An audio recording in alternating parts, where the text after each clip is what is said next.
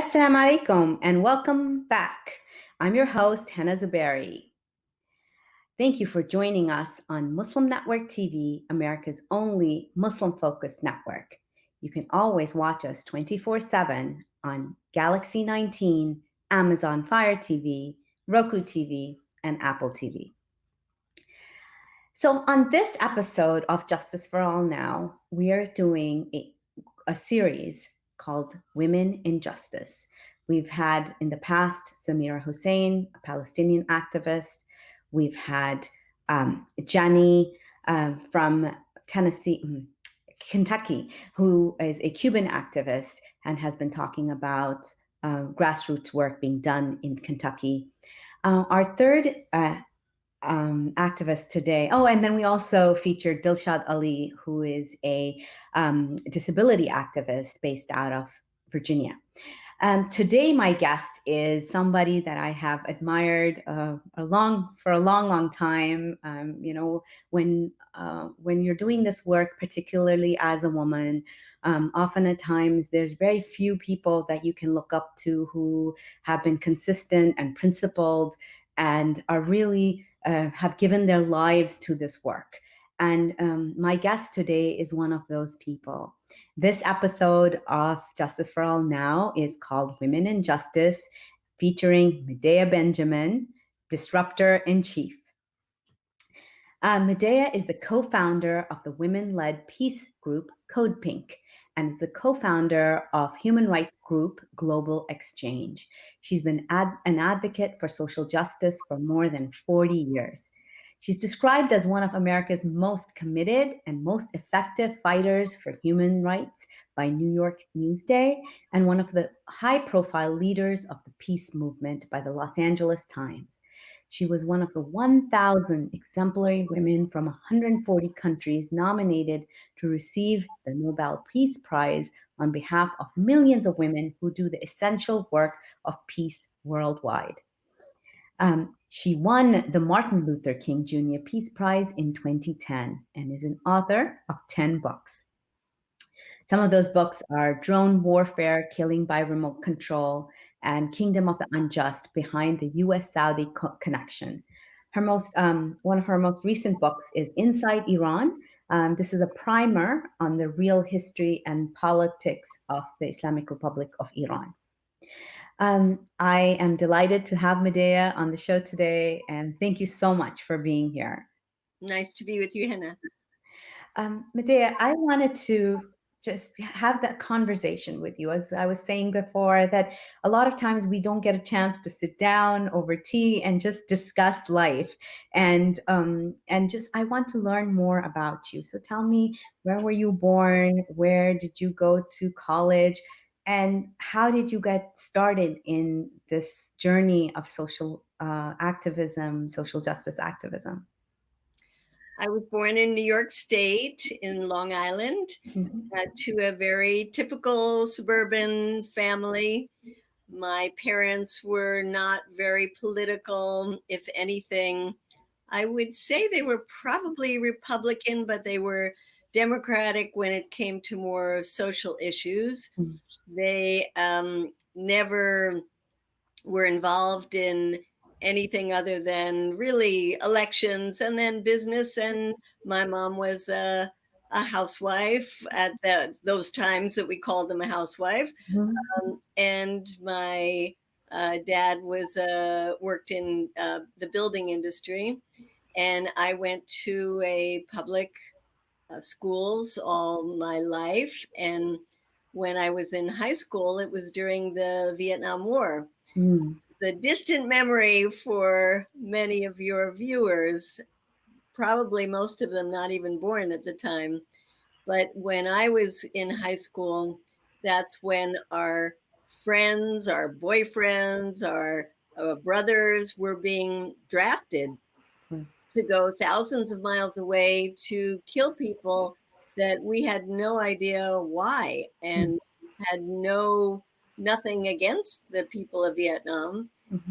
And so what happened in my particular family is that my older sister had a boyfriend who was drafted and sent to Vietnam.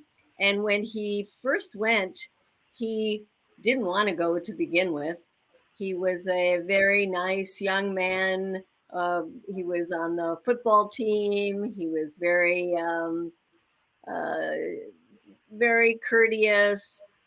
He went off to Vietnam and he started writing her letters, and they got weirder and weirder Mm. as time went by until about 6 months into his time in Vietnam, he sent back the ear of a Viet Cong who was supposed to be our enemies on a necklace for her to wear.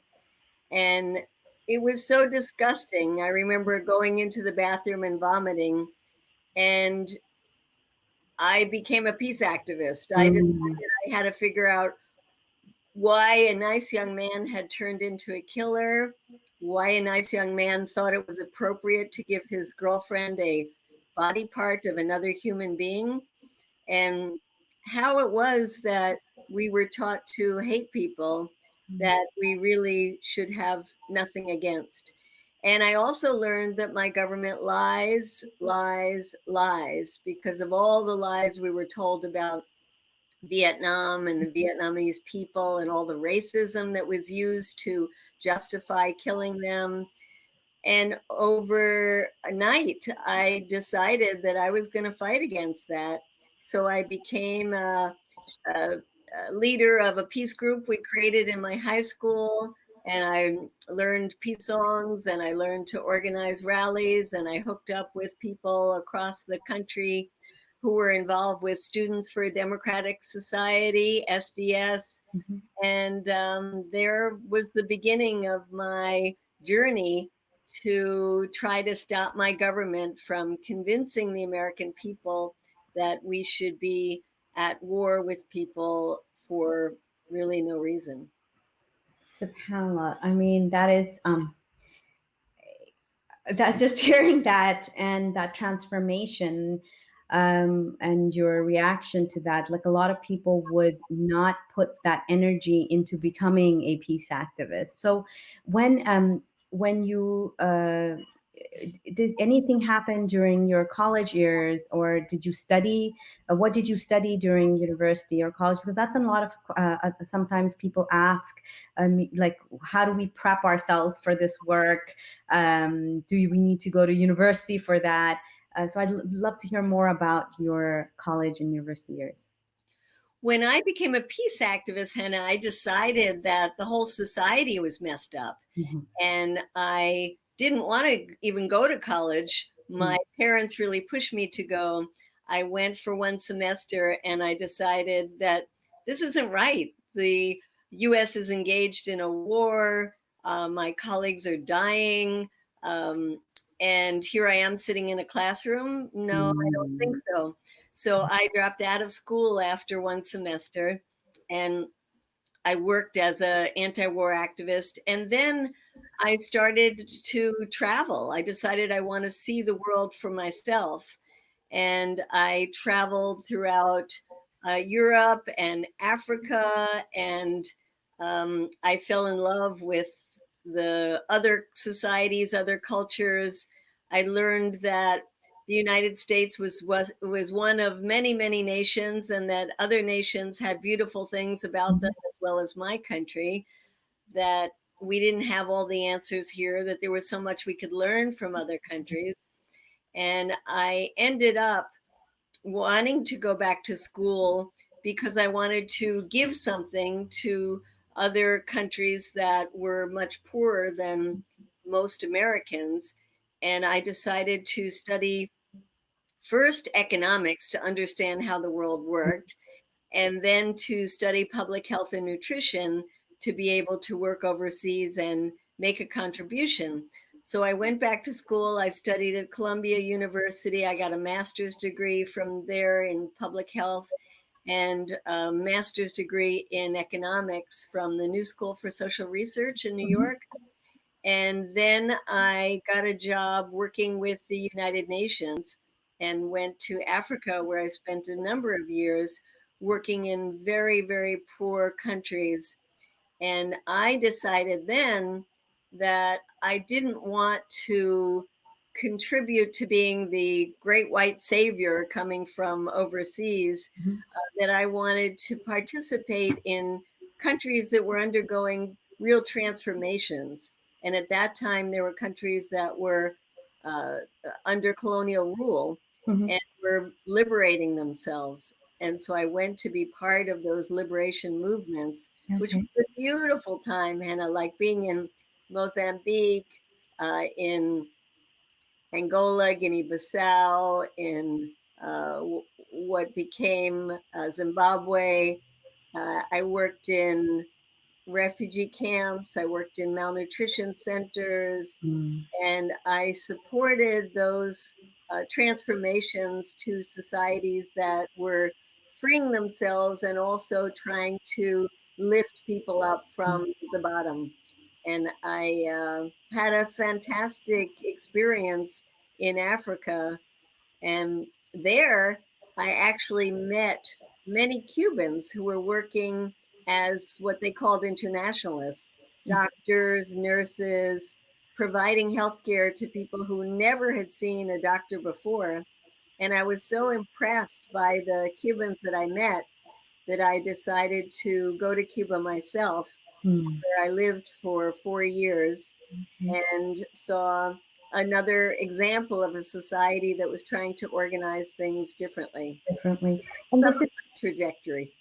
and I love to hear that because as a homeschooler, unschooler mother, this is very important for me and others to hear because there is always this set trajectory. People seem to think that in order to make a difference in this world, to make change in any field, that you have to follow this certain path, and you didn't follow that path. And so that's something really, it's great. I'm going to share this example with some of our unschooled moms. Yeah, let me just say something there, because my own daughters, I encouraged them not to go straight to college. Mhm. And maybe it was their rebellion against me, but they went straight to college and then they went straight to law school. And now they're working as lawyers, but they never really got a chance in their lives to just take off some time and experiment. And I always thought it was important, and I still do think that there is so much to be learned from outside the classroom. I think that oftentimes schooling puts us on a very rigid path, Mm. and it closes out opportunities to us. And the world is so big and beautiful, and there's so much to learn. Yes, For yes. example, learning languages. I studied uh, Spanish when I was in high school, Mhm. and I liked studying it, but I certainly didn't leave high school being fluent. When I traveled, I ended up speaking 5 languages. Oh. I spoke French and Portuguese and Spanish and Italian. And that's how I got a job at the UN, because they said, oh my goodness, an American who speaks more than one language, who speaks 5 languages, we got to grab you up, because it was so unusual.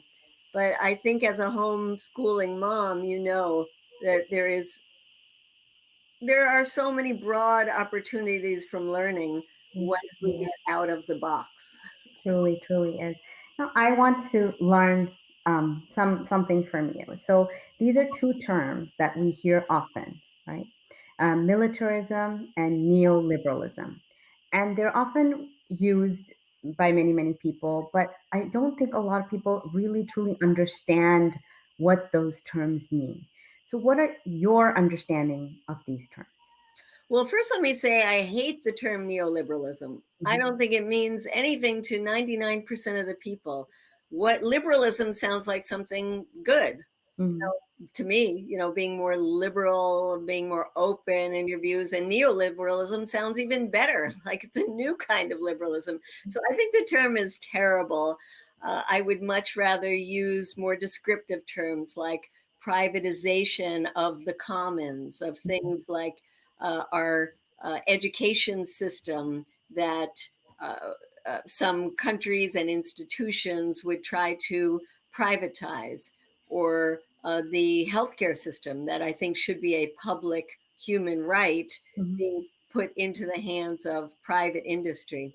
militarism is a concept that I think is very clear, well, at least clear to me, and very important, which is you could use it for US foreign policy. And then you see that it also can be used in terms of how policing is done here in the United States. Mhm. And in terms of foreign policy, there's a lot of talk about diplomacy, but very little use of it. And Mm. instead, we have this oversized Pentagon budget that's larger than the next 10 countries combined, that robs us of hundreds of billions of dollars that could be used for health care, Green New Deal, improving our infrastructure, helping the world in good things, like helping to feed people or get clean water in their communities.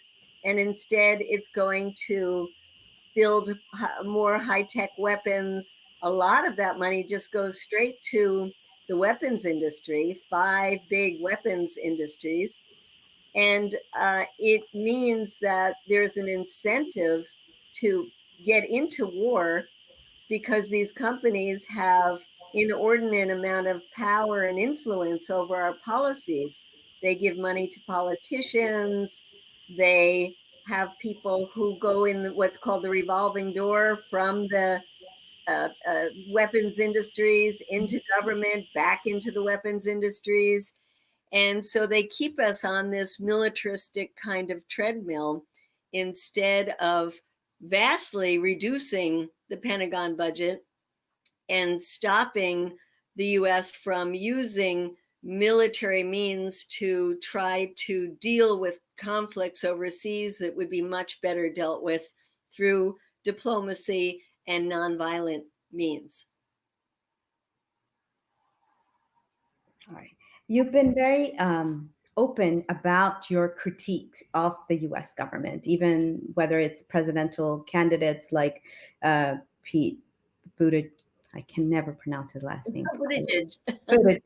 Yes. And you asked him, what are your views on the US and the violent imperialism? Now, this is not a view that many liberals hold.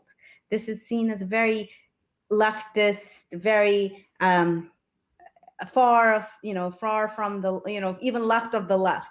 So how, what in your entire career, can you tell us points where you have made a difference in trying to get your assessment of how the United States has acted in and your work with the anti-war movement? How have you been able to move that perception or get more people to understand that view?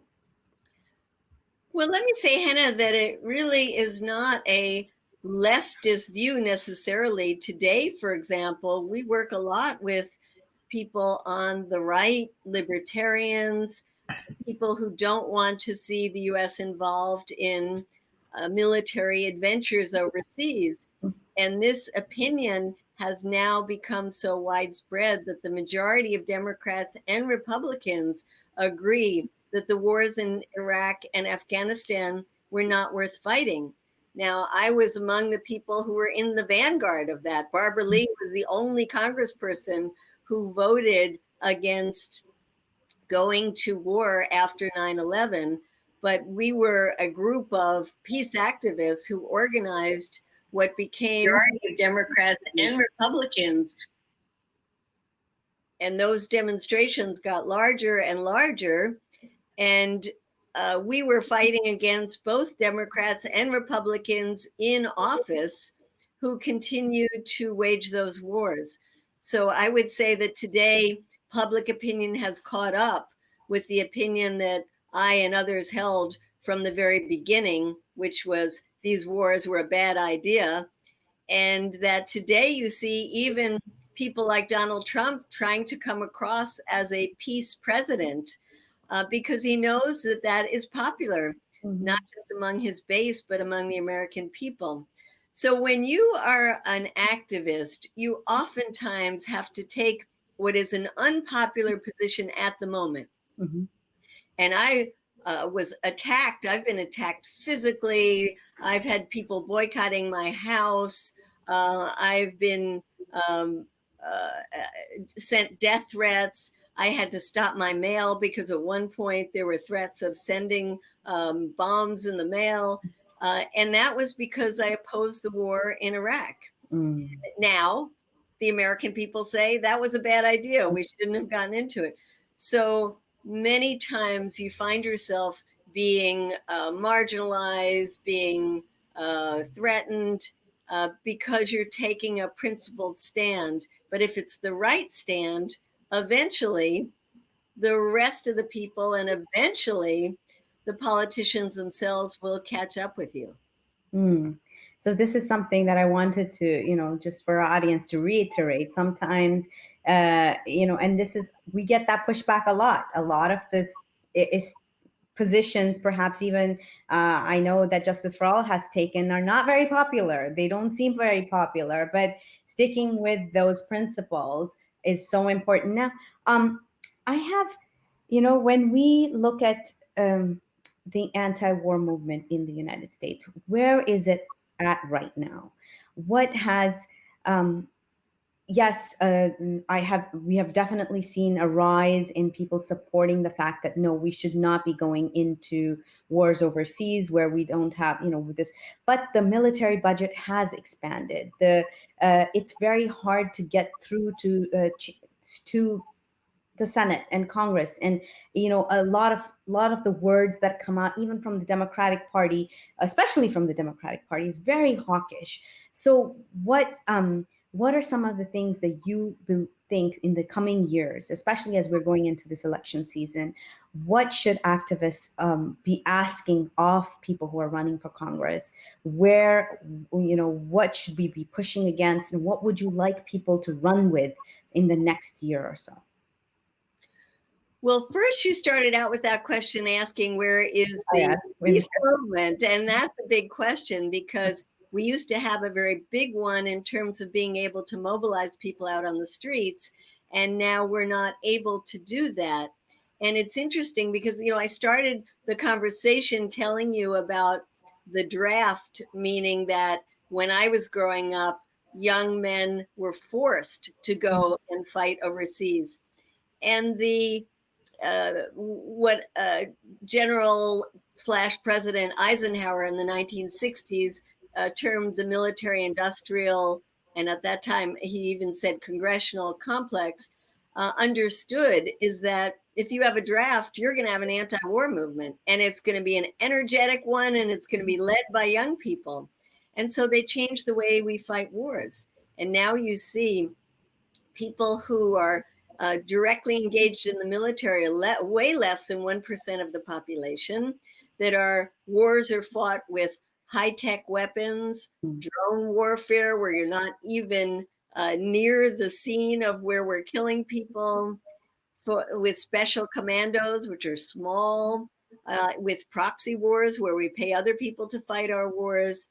And so it is harder to get a lot of people to recognize that the wars are still going on because they barely see them anymore. When you don't have a draft, when you don't have young people coming home in flag draped coffins, there is much less that the media will cover, much less awareness of those wars. And when the wars keep going on and on and on, like we're almost 20 years now in the wars in Iraq and Afghanistan, young people don't know anything different. So it's hard to get them all riled up against wars that are seen as kind of in the background. But the anti-war sentiment is not only strong in general among the American public, it's also strong among the movements. In the movement for Black Lives, for example, if you look at their platform, it's very anti-war, anti-militarist abroad and at home. If you talk to people in the environmental movement, many of them will say, we need the money that we're spending on the Pentagon to be put in the Green New Deal. If you talk to people who are working for gun control, many of them will say the same kind of use and abuse of weapons overseas is why related to the assault weapons that are on our streets in this country. So there is an anti-war sentiment, and it's just not translated into an anti-war movement that will mobilize unless there is the threat of a new war. And then I think we can get people out. Now, you said, what should we be asking for? You know, both parties are war parties. They have been supporting large Pentagon budgets. They've been supporting US military interventions, and they have been supporting over 800 US bases all over the world in places we just should not be in, and many places that don't want us there. We're antagonizing people with our military presence in many countries overseas. And so I think that we should be asking our presidents, our candidates, and our congresspeople to significantly cut the Pentagon budget and free up that money for our real needs. Now we're going through a pandemic. Certainly people recognize that we have to put more money into preparing for another pandemic, into getting a good healthcare system, and people understand the climate catastrophe that we are dealing with. So that is one thing, cutting the Pentagon budget. Another would be looking seriously at all of these soldiers that are based overseas, and how can we start bringing them home, not only ending the wars in Iraq and Afghanistan. We still have troops in Syria. We're involved in the war in Libya. We're involved in the war in Yemen. And the Yemen issue brings up another thing we should say to our politicians, is that we should not be supplying weapons to countries that are using them to repress their own people or to commit war crimes overseas, like the Saudis, the Emiratis, that are using those weapons in Yemen, or like the Israelis who are using those weapons to kill and repress the Palestinian people. We can't hear you. Myself. Getting people to make those demands is because I think a lot of times we don't realize that we can make those demands, and the fear of the enemy. And this is why I wanted to discuss that. We showed a picture of your book, Drone Wars. And this is, I remember that's the first time I ever met you was at an anti-drone. Code Pink was doing a protest, and there were victims lied out on the street. And I remember my daughter ended up being one of the victims because the boxes, and it's just a really great moment for her to learn about what is going on in the world, to be actually there. And so tell us about this book. What are the main takeaways from this book, and what made you write it?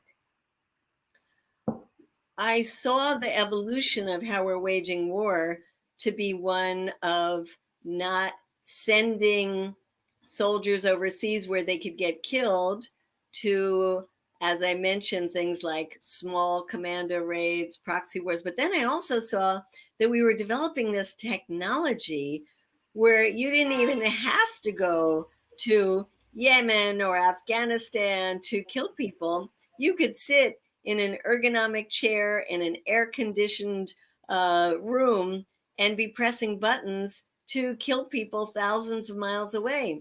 And sometimes you made mistakes and killed civilians. Oops. Sometimes you thought that they were militants. Oops. And even if they were militants, I started just really questioning what that term meant many times. And weren't we creating more enemies by doing that? And I wanted to see for myself. And so I traveled to Afghanistan, I traveled to Yemen, I traveled many times to Iraq. I've traveled to the countries where the US was using these drones, and I talked to some of the families whose loved ones had been killed. And I was so ashamed of my own country. I was so ashamed that we would be using this high technology to murder people with zero accountability.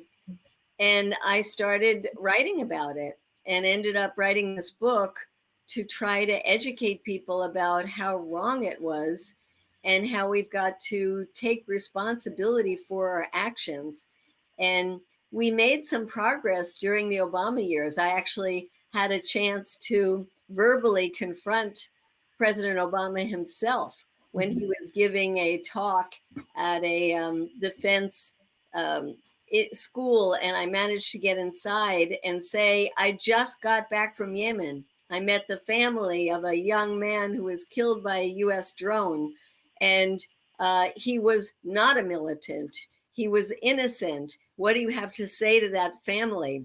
And you're a constitutional lawyer. How can you be okay with just pressing buttons and killing people with uh, uh, no accountability? And I'm not saying that my interruption of him did it, but we did have a pretty strong movement. And in the end, we got him to demand that the military be more transparent about who got killed, investigate, compensate some of the victims, those families. We brought some of them to Congress to testify. We got Congress people to be more concerned about this issue. But then Trump came in and he lifted all of that and really gave the green light to be using drones in a much more aggressive way and having no transparency in terms of allowing the American people to know who we were killing, how many people were being killed, and where. So unfortunately, we've gone backwards since the time that Obama was in office. And that, this is something that it's so terrible that a lot of people, because at least during that time there was a lot of coverage of this issue, but now because there's so many more egregious things happening. I just heard about um, uh, forced hysterectomies at the southern border in the ice camp. It's just like your mind just starts spinning at the amount of things that are happening just right here, that sort of becomes a low priority, and it's not getting the so yes. And I haven't seen anything recently on the news on the use of drones overseas, and this is it's problem, that's uh, uh, very problematic. I wanted to ask you, how do you choose the issues that we all have a limited amount of time and energy. So how do you make those decisions on choosing which issues that you're going to put your energy and focus behind?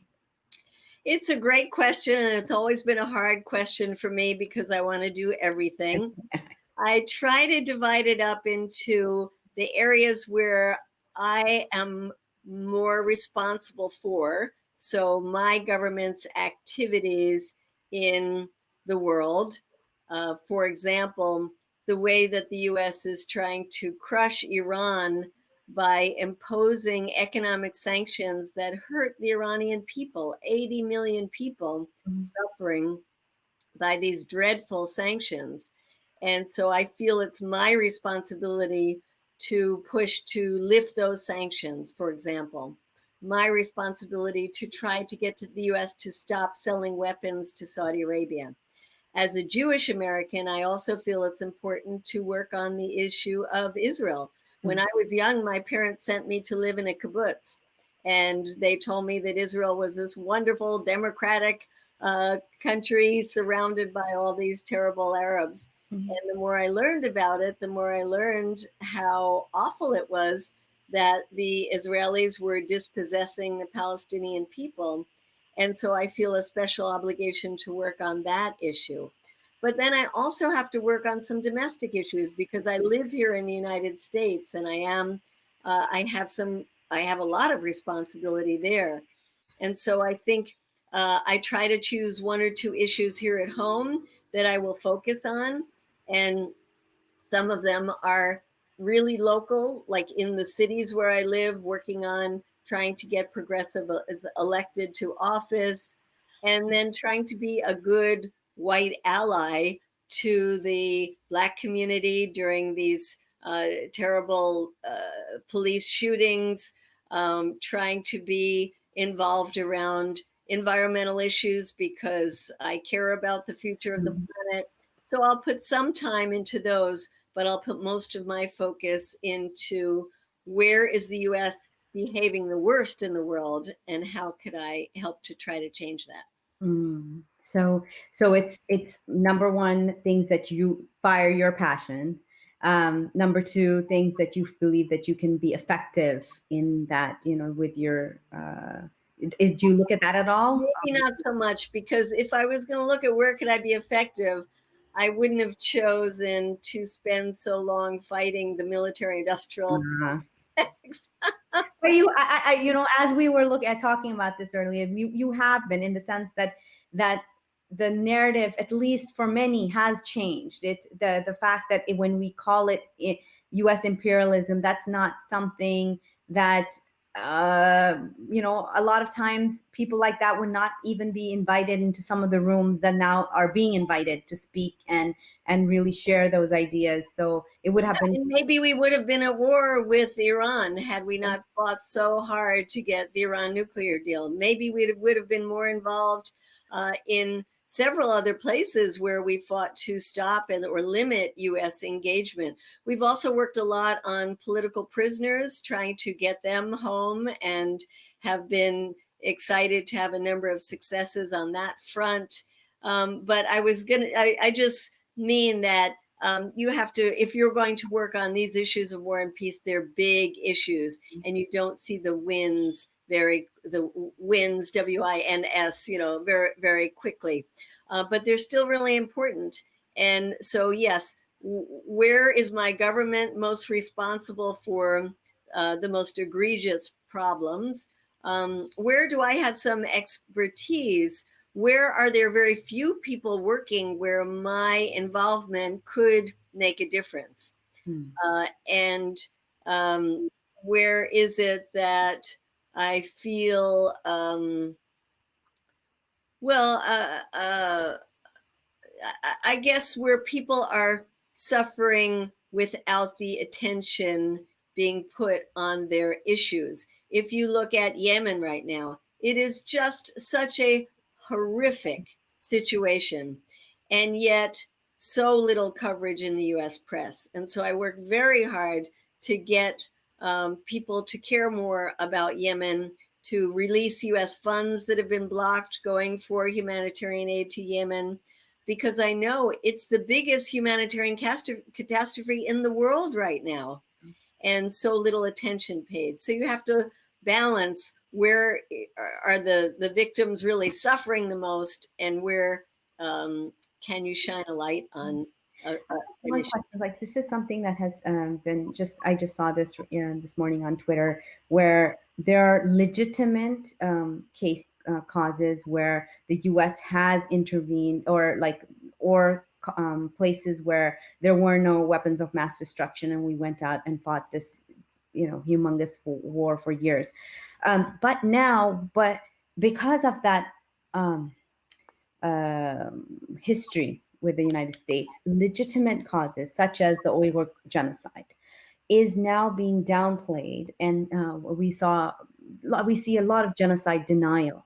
That this is U.S. propaganda. They're going to go in and start attacking China, and we're gearing up for another war with China. Things like that, which delegitimize the struggle of the Uyghur and other Turkic people. So how would you, as with your experience, and this is me asking you, how would you counter that? Like, how knowing what we know about the U.S., yes, we understand Trump is definitely is using this, the concentration camps, and using what is happening to the Uyghur people. Yet this is a legitimate cause that we are working on. So what would your advice be? I really believe in international institutions, and they have been so decimated, particularly under Trump, but also before that. I think the producers have, let's move to that question next. We wanted to show this video. You are taking Venezuela down the path of a civil war. How dare you go to a civil war? What kind of patriot are you that allow yourself to be manipulated by Donald Trump, John Bolton, and now Elliot Abrams, the ultra hawk? It is a very dangerous situation. We need negotiations, which is why we should be supporting Mexico and Uruguay in their call for negotiations. Don't follow the coup collaborators like this man right here. Say no to coup in the 21st century. Oh. So, yes, this is why you're the disruptor in chief. So, I wanted to add, we're going to go back to my other question, but first, I want to ask you about this. So, this is a tactic that you have used several times. How do you feel when you're up on stage? I've always wanted to ask you that. And when did you start using this tactic, and has it produced results? I started using this a long time ago. I remember during the World Trade Organization, when we had built a big mobilization against it back in 1999. I managed to get inside and get up on the stage. And while all the media was rolling all around the world, I got a chance to talk about why there were 50,000 people outside that building protesting against the World Trade Organization. I think it's important to go where the media is, go where the people who are perpetrating injustices are, and try to confront them directly, obviously nonviolently. I try to maintain as calm a presence as possible. I'm very scared when I do it. It's not something I take lightly. I mentioned when I interrupted President Obama, imagine how frightened I was interrupting a president. And getting up on the stage is always scary. I'm a very small person. I'm 5 feet tall. I barely weigh 100 pounds. I've gotten hurt many times. In fact, I've had my shoulder dislocated by being pulled out of things. And so it is scary. Yet I feel that it's really important to do. We have so many people who have made horrific decisions in our own country that have caused the death of many, many people and are treated like elder statespeople. For example, Henry Kissinger. He has a horrible history of promoting U.S. intervention that in places around the world. And we managed, when he was testifying in Congress, to get up right next to his face with a pair of handcuffs and say, you should be in The Hague standing trial for war crimes, not testifying in Congress. And those kind of things, they oftentimes go viral. And that's important for me because I think it's so useful that people around the world see that there are Americans who oppose bad policies of our government. And it makes them so excited to know that they're not alone, that we know what our government is doing in their countries, that we stand in solidarity with them. So I think that kind of disruption is important. And this kind of, I think I can relate to the last question you had. Politicians tend to use very legitimate causes for their own ends. And I was mentioning how we need strong international institutions. We should recognize that US military intervention is never the answer. War is not the answer.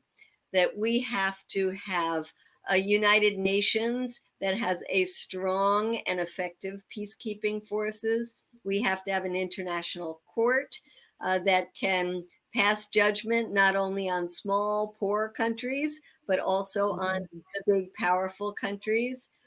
We need to have a Security Council that's not locked up by 5 countries that have veto power. We need to transform these institutions, and we need a strong civil society around the world that will put their bodies on the line non-violently to stand up and will pressure US companies to speak out in favor of human rights as well. So I just think we have to be careful not to promote a Cold War, not to promote military buildups, not to promote intervention, and look for all the creative ways that we can to highlight and effectively get change through nonviolent means. Great. And since this is a series on women in justice, I would love to get your advice to young women who are coming into this field. From everything that to pack it into 5 minutes is going to be impossible, but some pointers to them that has made that you wish you knew when you were starting out. I wish I knew when I was starting out that you can be effective if you are strategizing with other people who might not hold the exact same positions, but where you find common ground. Mm-hmm. And that could be, for example, when we got legislation passed up to Trump's desk, but he vetoed it, to stop US support for the bombing of Yemen. Mm-hmm.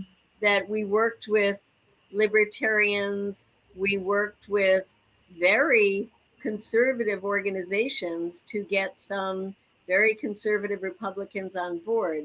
When I was young, I would have said, I'm not going to get near those people. Exactly. I don't want to be tainted by them. I also have learned over the years that you don't have to, well, it's not good to be the most pure in Yeah. terms of I have the best political position and I won't work with people on the inside who have compromised their positions. I mean, right now we have a small group of really fantastic congresswomen who have shown how you can hold on to your positions and still have power inside the halls of Congress. But they're very rare. Most of the time, it's people who, once they get into power, they start compromising and compromising. But I think it's important for us to understand the pressure on them that turned them into becoming more and more centrist, and to try to work with them to pull them back to our side, and to work more as what I call an orchestra, where you have people on the inside, people on the outside, people who straddle in between, people who hold somewhat different views, but you're trying to bring them together for one specific cause, let's say stopping the war in Yemen. Where can you find all those different actors and work together? And that's something that I think when I was young and radical and purist, I would not do. I think you're muted again, Hannah. When I first started for working for Justice for All, that's one thing that Imam Abdul Malik Mujahid gave me. He gave me a book on Saul Tinsky, I believe his name is, and it was, yes, and it was on just that, like conquering that radical self and really went to putting to work in organizing. And that definitely, I 100% agree with you. If people had asked me 10 years ago, even 5 years ago, if I would even walk into Ted Cruz's office, I would have gagged. But you learn that things, sometimes you find for the, no permanent friends, no permanent enemies, only permanent issues. Sort of like, exactly. Although I must say, most of the time when I walk into Ted Cruz's office, it's to do a protest. But yes, there are times when we have to, put on the professional outfit and go in there and speak to his aides. So yeah, we have to be flexible. Definitely. So we have a minute left. I would love to hear your top favorite win and your biggest regret. Well, there was one time where the US was just about to go to war with Iran and was instituting a naval blockade, which is an act of war. And we Mm. did the most creative protest at the home of a congressperson who was key to this whole issue. He happened to live on a houseboat. And Okay. so we did our own blockade in the water around Oh, the house. And he thought it was so clever that he came out, put his arms around us, and we had a great discussion. And we became friends and had a lot of influence on mm. his position. And so you asked about a win and a regret. Yes. A regret. Well, I regret that I have been very inflexible over the years and not working in broader coalitions. I regret that I still that I have not worked to cultivate more members of Congress who are not necessarily the most progressive. Mhm. And I regret that I haven't done more to reach out to younger people and people of color over all of these years to work harder and more effectively to build a peace movement that is more intergenerational and more diverse. Well, thank you so much for that insight and for being here today. And thank you to our audience for joining us. We are, just so much wisdom packed into that. And I really appreciate that. Thank you so much for your work, Medea. And you keep disrupting those folks, and hopefully more people will join in and realize, you make me think of that one guy who threw that shoe at George Bush. The He's my hero. So yeah, so thank you so Definitely. much for Very being here. good. Much love to you, and thank you for the opportunity. Okay. Bye-bye. To all of you here, the Disney petition is still on. Please, we're past MK, but we need to keep going on it. So please head over to stopgenocide.org /boycott Mulan and sign that petition. Assalamu alaikum.